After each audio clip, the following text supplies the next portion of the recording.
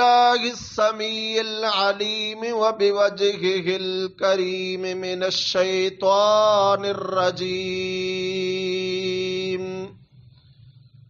من همزه ونفخه ونفسه آمن الرسول بما أنزل إليه من ربه والمؤمنون كل آمن بالله وملائكته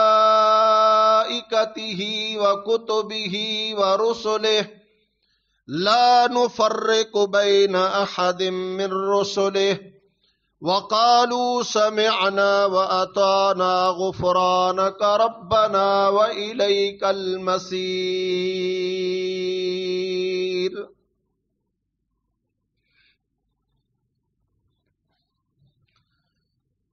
آمن الرسول بما انزل الیہ من ربہ، ایمان لائے رسول اللہ صلی اللہ علیہ وسلم اس پر جو نازل کیا گیا ان پر ان کے رب کی طرف سے، والمؤمنون اور سارے مومن بھی ایمان لے آئے، کل آمن باللہ سب کے سب اللہ پر ایمان لائے، وملائکتہ اور اس کے فرشتوں پر، وکتبہ اور اس کی کتابوں پر، ورسلہ اور اس کے رسولوں پر، لا نفرق بین احد من رسلہ ہم ان کے رسولوں میں بحیثیت رسول کوئی فرق تفریق نہیں کرتے، وقالوا سمعنا واطعنا اور ایمان لانے کے بعد انہوں نے اس بات کا اعلان کیا کہ ہم نے اللہ کی باتوں کو سنا اور اطاعت اور فرما برداری کریں گے. غفرانک اے اللہ ہم تیری بخشش کے طلبگار ہیں، ان ربنا و الیک المصیر اس لیے کہ تو ہی ہمارا رب ہے اور تیری ہی طرف ہمیں پلٹ کر جانا ہے.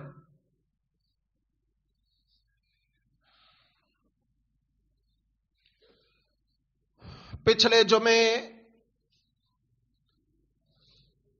ایمان کے متعلق چند گزارشات پیش کی تھیں.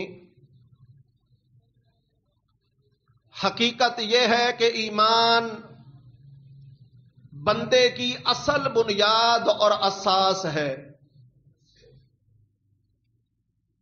اللہ سبحانہ و تعالیٰ نے جو انسانیت کی پیدائش کا مقصد بیان کیا ہے کہ وما خلقت الجن والانس الا لیعبدون، میں نے جنوں اور انسانوں کو فقط اپنی عبادت کے لیے پیدا کیا ہے. تو اللہ سبحانہ و تعالیٰ کا مقصد یہ ہے کہ ہم اپنی پوری زندگی اللہ کی عبادت میں گزار دیں. اب یہاں سوال پیدا ہوتا ہے کہ ہم پوری زندگی عبادت میں گزار کیسے سکتے ہیں، اور بھی ضروریات زندگی ہیں. تو بھائی یہ غلط فہمی ہمارے ذہنوں میں تب پیدا ہوتی ہے جب ہم چند چیزوں کو عبادت مان لیتے ہیں اور باقی معاملات کو عبادت نہیں مانتے، جبکہ حقیقت یہ ہے کہ زندگی سے متعلق ہر کام، ہر ضرورت عبادت بن سکتی ہے.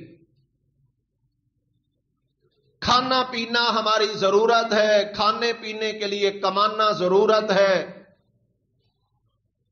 جب اس ضرورت کو ہم اللہ اور اس کے رسول کے احکامات کے مطابق کریں گے تو یقیناً کمانا بھی عبادت ہے اور کھانا بھی عبادت ہے. سونا ہماری ضرورت ہے، لیکن جب نبی کریم صلی اللہ علیہ وسلم کی سنت کے مطابق سوئیں گے اور سونے کا مقصد یہ ہو تاکہ فریش ہو جاؤں اور اللہ کی عبادت اچھے طریقے سے کر سکوں، تو پھر سونا بھی عبادت قرار پائے گا۔ ویسے سونے کے لیے تو اور بھی احادیث آتی ہیں۔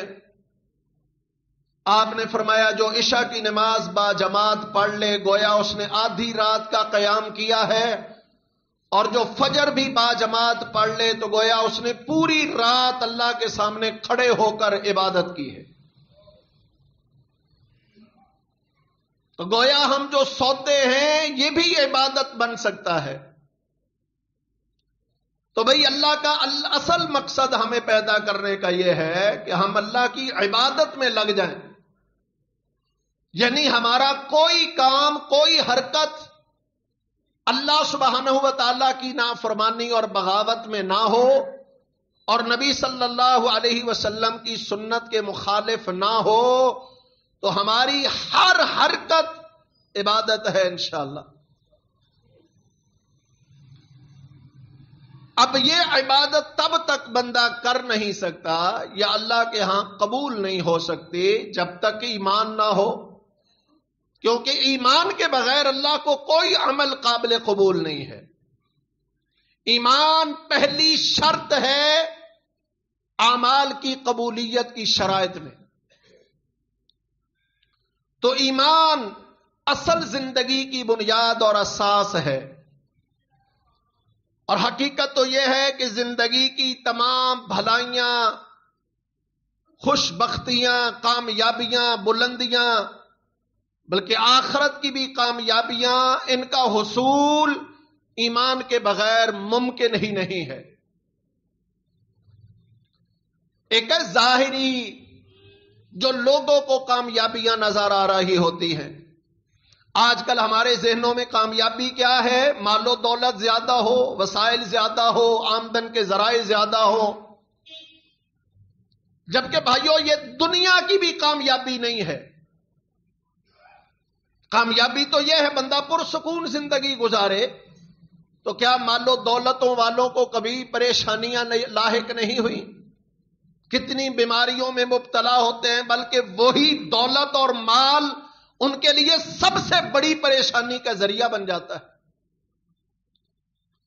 سکون ختم ہو جاتا ہے، جبکہ زندگی پرسکون گزرے تو یہ کامیابی ہے۔ اور بھائیو یہ کامیابی ایمان کے بغیر ممکن نہیں ہے۔ اگر دنیا کے اندر امن نہ ہو، بے چینی بڑی ہوئی ہو، فتنے فساد برپا ہو، تو کوئی چین اور آرام نہیں ہے۔ اور امن کی ضمانت بھی اللہ سبحانہ و تعالیٰ نے ایمان کے ساتھ دی ہے۔ الذین آمنوا ولم یلبسوا ایمانہم بظلم اولئک لہم الامن وہم مہتدون۔ جو لوگ ایمان لائے اور انہوں نے اپنے ایمان میں ظلم یعنی شرک کی ملاوٹ نہیں ہونے دی، اولئک لہم الامن، یہی لوگ ہیں امن جن کا مقدر بنتا ہے، جنہیں امن حاصل ہوتا ہے، وہم مہتدون، اور یہی لوگ ہدایت یافتہ ہیں۔ اللہ ان کی ہدایت کی ضمانت اور گارنٹی دے رہا ہے۔ آج ہم بھی بے امنی، بے چینی، بے سکونی کا شکار ہیں۔ کتنے فتنے برپا ہیں، ملکی سطح پر دیکھو، معاشرتی سطح پر دیکھو، گلی محلے میں دیکھو، بازار کاروبار میں دیکھو، گھر میں دیکھو، رشتہ داروں میں دیکھو، ایک سے بڑھ کر ایک فتنہ بے چینی، بے سکونی کا ذریعہ بنتا چلا جا رہا ہے۔ جہاں ہزاروں اسباب ہوں گے، بڑا سبب اللہ نے قرآن مجید کے اندر بیان کر دیا کہ تمہارے ایمان خالص نہیں رہے۔ الذین آمنوا ولم یلبسوا ایمانہم بظلم، اپنے ایمان میں ظلم کی ملاوٹ نہ ہونے دے۔ اور ظلم سب سے بڑا شرک ہے، اور اس کے بعد نیچے آتے جائیں کتنے ظلم بڑھ رہے ہیں. اب جو اللہ سبحانہ و تعالیٰ کا حق مارنے کے لیے تیار ہو گیا ہے، اسی باقی کسی کے حقوق کی کیا پرواہ ہے؟ وہ رشتہ داروں پر ظلم کرتا ہے، وہ گھر والوں پر زیادتیاں کرتا ہے، وہ محلے داروں پر چڑھائی کر دیتا ہے، وہ تعلقات برادری والوں رشتہ داروں کے ساتھ معاملات خراب کر دیتا ہے. ہزارہ وجوہات ہوں گی، لیکن سب سے بڑی وجہ اللہ بیان کر رہے ہیں کہ انہوں نے اپنے ایمان میں ظلم کی ملاوٹ کر لی ہے. ایمان خالص نہیں رہے. اور آج باوجود ہم مومن کہلانے کے بھی ایمان کی اکثر خصوصیات و صفات ہمارے اندر نظر نہیں آتی ہیں. یوں تو ہم کفر سے نفرت کا اظہار کرتے ہیں، نفاق سے نفرت کا اظہار کرتے ہیں، منافقوں سے نفرت کرتے ہیں، لیکن اگر میں اپنے آپ پہ غور کروں تو میرے ہی اندر کتنی کفر کی خصوصیات، نفاق کی علامتیں ظاہر ہو جائیں گی. تو بھائیو، جب تک ایمان خالص نہیں ہوتا اور پھر ایمان پختہ اور مضبوط نہیں ہوتا، تب تک چین، امن، سکون، اطمینان خواب بن کے رہ جائے گا، حقیقت نہیں بنے گا. اب ایمان، یہ پچھلے جمعے میں نے عرض کیا تھا، 3 چیزوں سے بنتا ہے. زبان سے اقرار، دل سے تصدیق، اور پھر زبان، دل اور اعضائے جسم سے عمل کر کے دکھانے کا نام ایمان ہے. صرف زبان سے اقرار کافی نہیں ہے، بلکہ جو زبان سے کلمات نکل رہے ہیں وہ دل کی تہ سے یقین کے ساتھ نکلنے چاہیے. یہی ایمان ہے. اور پھر ایمان صرف دعوے کا نام نہیں ہے، بلکہ ایمان عملی زندگی کا نام ہے. یہی وجہ ہے قرآن مجید میں آپ پڑھ کے دیکھتے ہیں جگہ جگہ پر اللہ سبحانہ و تعالیٰ نے ایمان کے ساتھ اعمال صالحہ کا ذکر کیا ہے. آمنوا وعملوا الصالحات، آمنوا وعملوا الصالحات، ایمان لائے اور نیک اعمال کیے. اس سے ثابت ہوتا ہے صرف ایمان کا اقرار کر لینا یا دل سے تصدیق کر لینا ہی کافی نہیں ہے، بلکہ زبان سے، دل سے، باقی اعضائے جسم سے اس ایمان کے مطابق اپنے آپ کو ڈھال لینے کا نام ایمان ہے. اب زبان کا اقرار تو لا الہ الا اللہ محمد الرسول اللہ پڑھنا ہے.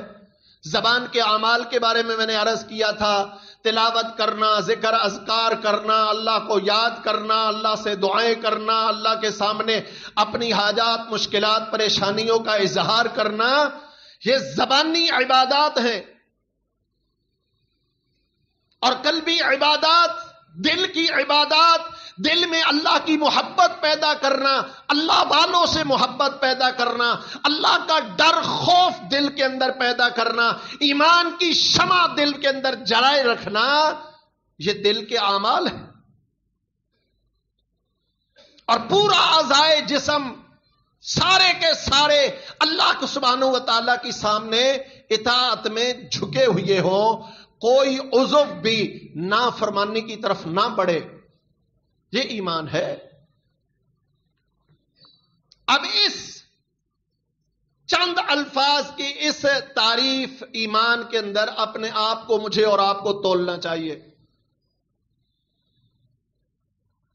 کیا زبان کا اقرار، دل کا یقین، پھر زبان، دل اور اعضائے جسم کے اعمال میرے ایمان کے دعوے کا ساتھ دیتے ہیں؟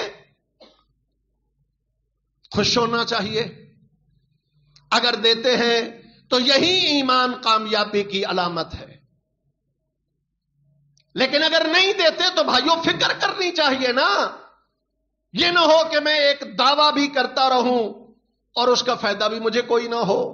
تو اس سے بڑھ کر بندے کے لیے نقصان دہ چیز کیا ہو سکتی ہے؟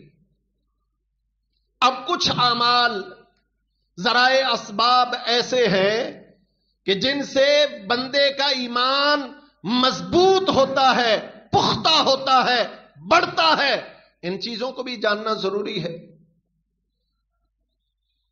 سب سے پہلی چیز بھائیو، اگر کوئی بندہ چاہتا ہے میرے ایمان میں بڑھوتی ہو، زیادتی ہو، اضافہ ہو، مضبوط ہو ایمان، پختہ ہو ایمان، ایسا ایمان بن جائے جو خود بخود گناہوں اور غلطیوں، نافرمانیوں کے سامنے رکاوٹ بن کے کھڑا ہو جائے، تو سب سے پہلا ذریعہ ایمان کی مضبوطی کا اللہ سبحانہ و تعالیٰ کے اسماء و صفات پر غور و فکر اور ان کا علم، ان کی معارفت، ان کی پہچان حاصل کرنا ہے. وَلِلَّهِ الْأَسْمَاءُ الْحُسْنَى فَادْعُوهُ بِهَا. اللہ کے بڑے اچھے اچھے نام ہیں، جب بھی اللہ کو پکارو تو اس کے ناموں کے ساتھ پکارو. ہمیں شیطان نے غلط رستے پہ لگا دیا، دعاؤں کے اندر اس کا واسطہ، اس کا واسطہ، اس کے صدقے، اس کے صدقے. اللہ کہتا ہے نہیں، اللہ کو پکارنا ہے تو اس کی صفات کا واسطہ دے کے پکارو. اب صفات کی پہچان اور تعارف جب بندے کو ہوگا تو پھر یقین کرے کبھی بندہ نافرمانی گناہ کی طرف نہیں جائے گا. یہ تو ہمارے ایمان کا حصہ ہے نا کہ اللہ سمیع بصیر ہے. یہ اللہ کی صفات ہے. دو، اللہ سنتا ہے، اللہ دیکھ رہا ہے. لیکن یقین کیجئے یہ ہمارا دعویٰ زبانی کلامی ہے، ہم اسے دل سے نہیں مانتے. دل سے مانتے ہوتے تو میں تنہائی میں بھی اللہ کی نافرمانی اور گناہ نہ کرتا. میں کبھی اللہ کی نافرمانی والی کوئی بات اپنی زبان سے نہ نکالتا، کیونکہ مجھے یقین ہے اپنے رب کی السمیع صفت پر. تنہائی میں بھی کوئی نافرمانی نہ کرتا، کیونکہ مجھے یقین ہے اپنے رب کی البصیر صفت پر. القوی، طاقت و قوتوں کا مالک. اگر مجھے اس پر یقین ہوتا تو آج مسلمان ذلت اور رسوائی کا شکار کافروں کے پاؤں میں پڑ کے ہو رہے ہوتے. اگر مجھے یقین ہو کہ هو الرزاق ذو القوت المتین، وہی رزاق، رزق کے دروازے کھولنے والی ذات وہی ہے، تو یقین کیجئے میں کبھی کسی سے حسد نہ کرتا، کبھی مال و دولت کے جمع کرنے میں حریص ہو کے حلال و حرام کی تمیز نہ بھولتا، غلط رستے اختیار نہ کرتا کہ بھائی میرے رب نے رزق دینا ہے، ملنا اتنا ہی ہے جتنا میرے رب نے قسمت میں لکھ دیا ہے. میں الٹا لٹک کے کھڑا ہو جاؤں تب بھی اس سے زیادہ نہیں کما سکتا جتنا اللہ نے لکھ دیا. ہاں البتہ اللہ سبحانہ و تعالیٰ نے وہ جو مال میرے پاس آنا ہے اس کے ذرائع دونوں میرے سامنے رکھ دیے، حلال بھی اور حرام بھی. اگر میں حلال پہ صبر کروں تو سوال ہی پیدا نہیں ہوتا کہ وہ اللہ روک لے جو لکھا ہے. البتہ حرام کے راستے بھی اللہ نے کھولے ہیں کہ چاہے تو حرام کے ذریعے سے وہ اکٹھا کر لے، آئے گا اتنا ہی جتنا تیری قسمت میں لکھا ہوا ہے. تو جلد بازی کر کے حرام کا راستہ اختیار کر لے تو تیری مرضی، لیکن صبر کر لے تو وہ ملے گا جو اللہ نے لکھا ہے. اب کیا خیال ہے اگر اللہ سبحانہ و تعالیٰ پر ہمیں یقین اور ایمان پختہ ہو تو کیا ہم اللہ سبحانہ و تعالیٰ سے نا امیدی کا شکار ہو جائیں؟ بڑھتی خودکشیاں، گلے اور شکوے. کتنے بھائی بہنیں سوال کرتے ہیں بڑا عرصہ ہو گیا جی دعا کر رہے ہیں قبول ہی نہیں ہوتی ہے. یہ نا امیدی ہے. تکلیفیں دور نہیں ہو رہی، بیماریاں ٹل نہیں رہی، تو یہ نا امیدی ہے. اللہ کے نبی نے فرمایا نا بندے کی دعا تب تک قبول ہوتی ہے جب تک وہ جلد بازی نہیں کرتا. صحابہ نے عرض کی اللہ کے نبی جلد بازی کیا ہے؟ فرمایا کہے میں دعا کر رہا ہوں قبول نہیں ہوتی. جب اللہ سے اس طرح کی نا امیدی پیدا ہو جائے پھر اللہ دعائیں قبول نہیں کرتا. اللہ پر تو یقین ہونا چاہیے میری دعا کسی حالت میں رد نہیں ہوگی. یہ الگ بات ہے کہ اس کی قبولیت کے انداز اپنے ہیں. اللہ کے نبی نے فرمایا نا دعا رد نہیں ہوتی. پہلی صورت قبولیت کی یہ ہے کہ جس مقصد کے لیے آپ دعا کر رہے ہیں اللہ وہ مقصد پورا کر دے. یہ جلدی دعا کی قبولیت کی صورت ہے. دوسری صورت قبولیت کی یہ ہے کہ جس مقصد کے لیے آپ دعائیں کر رہے ہیں یہ مقصد تو پورا نہ ہو لیکن اس کے بعد اس سے بھی بڑا مقصد اللہ اس دعا کے صلے میں پورا کر دے. مثلا آج میں کسی چھوٹی بیماری کا شکار ہوں, دعا کر رہا ہوں اللہ اس سے مجھے شفا نہ دے, پر اسی دعا کے صلے میں بعد میں آنے والی کسی بڑی بیماری کو اللہ دور کر دے. رد نہیں کرتا, مؤخر کر دیتا ہے. اور تیسری صورت قبولیت کی یہ ہے دعا کی کہ بندہ اللہ سے دعائیں کرتا رہا چھوڑی نہیں, اور اللہ نے اس کی دعاؤں کا صلہ بدلہ اسے دنیا میں نہیں دیا, قیامت کے دن اجر و ثواب کی صورت میں عطا کر دے. نبی صلی اللہ علیہ وسلم نے فرمایا ایک شخص اللہ اسے اجر عطا فرمائے گا, نیکیاں دے گا, تو وہ حیران ہوگا بھئی میں نے تو اتنے اعمال نہیں کیے تو یہ نیکیاں اتنی کہاں سے آ گئیں؟ تو اللہ سبحانہ و تعالیٰ فرمائیں گے میرے بندے یہ ان دعاؤں کا صلہ ہے جو تو مجھ سے مانگتا رہا, میں نے دنیا میں ان کا صلہ نہیں دیا, آج اجر و ثواب کی صورت میں دے رہا ہوں. تو وہ بندہ کہے گا کاش دنیا میں میری کوئی دعا قبول نہ ہوئی ہوتی اور سب کا اجر آج مجھے دے دیا جاتا, کیونکہ واللہ یعلم وانتم لا تعلمون. میرے بارے میں جتنا میرا رب جانتا ہے مجھے اتنا معلوم نہیں ہے. میں تو حاضر وقت کو دیکھتا ہوں نا, کیا پتا کل میرے لیے کیا حالات پیدا ہونے والے ہیں, یہ تو میرا رب جانتا ہے. اس لیے وہ مجھ پہ کرم کرتا ہے, آج کی چھوٹی تکلیف کو تک نہیں ٹالتا, آج کی چھوٹی ضرورت کو پورا نہیں کرتا, جبکہ کل مجھ پر بڑی مصیبت بیماری تکلیف آنے والی تھی یا بڑی ضرورت پیش آنے والی تھی, تب میرے رب نے اس بیماری کو ٹال دیا یا میری اس ضرورت کو پورا کر دیا. مجھے تو نہیں پتا تھا نا یہ بھی حالات آنے ہیں, لیکن وہ تو جانتا ہے. اور پھر سب سے بڑی ضرورتوں کا دن کون سا ہے؟ قیامت کا دن. سب سے بڑی مشکلات کا دن ہے, سب سے بڑی پریشانیوں کا دن ہے, سب سے زیادہ ضرورتوں کا دن ہے. تو میرے رب کو میرے بارے میں علم ہے نا کہ یہ بندہ زندگی میں تو کسی نہ کسی طریقے سے گزار ہی لے گا, قیامت کے دن یہ کیا کرے گا بیچارہ. اللہ احسان کرتا ہے بندے پر اور اس کی دعاؤں والی نیکیاں جمع کرتا رہتا ہے کل قیامت کے دن اسے مصائب سے بچانے کے لیے. تو ہر صورت میں اللہ کا احسان ہے. تو بھائیو اللہ سبحانہ و تعالیٰ پر یقین پختہ یہ اصل ایمان ہے, اور یہی ایمان عقیدے سے مماثلت رکھتا ہے, عقیدے سے وابستہ ہے. توحید فی العبادت, توحید ربوبیت, توحید اسماء و صفات, یا اللہ سبحانہ و تعالیٰ کی ذات کی توحید, یہ ایمان کی بنیاد پر ہے. جتنا ایمان پختہ ہوگا اتنا بندہ عقیدے میں درست ہوگا, اور جتنا ایمان میں کمزور ہوگا اتنا عقیدہ برباد ہوگا. تو ایمان کی اصلاح, پھر ایمان کی مضبوطی, یہ بہت ضروری ہے بھائیوں. رسول اللہ صلی اللہ علیہ وسلم نے فرمایا اللہ کے 99 نام یعنی ایک کم 100 نام ہیں جو اللہ نے قرآن مجید میں اور نبی کریم صلی اللہ علیہ وسلم نے احادیث میں ذکر کیے ہیں. اور ترمذی کے اندر حدیث ہے، اس میں اللہ کے نبی نے 99 صفات کو ذکر کیا اللہ کی. فرمایا من احصاها دخل الجنہ، جو ان 100 ناموں کو یاد کر لے وہ جنت میں جائے گا.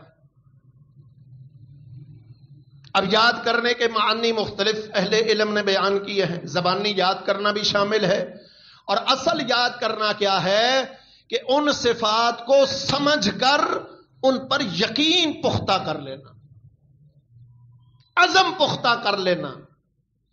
تو اللہ سبحانہ و تعالیٰ کی صفات کی معارفت ایمان میں مضبوطی کا سبب بنتی ہے. اور بھی کچھ ذرائع اسباب ہیں جو ایمان میں مضبوطی کا سبب بنتے ہیں، پختگی کا سبب بنتے ہیں. اگلے جمعے اللہ نے توفیق دی تو عرض کروں گا، تاکہ کچھ علامات ہم سیکھ کر ان پر چلیں کہ ہمارے ایمان بھی مضبوط ہوں، ہمارے ایمانوں میں بھی پختگیاں آئیں، بدعمالیاں، بدعقیدگیاں یہ جاتی رہیں، تاکہ کم از کم دنیا میں نہیں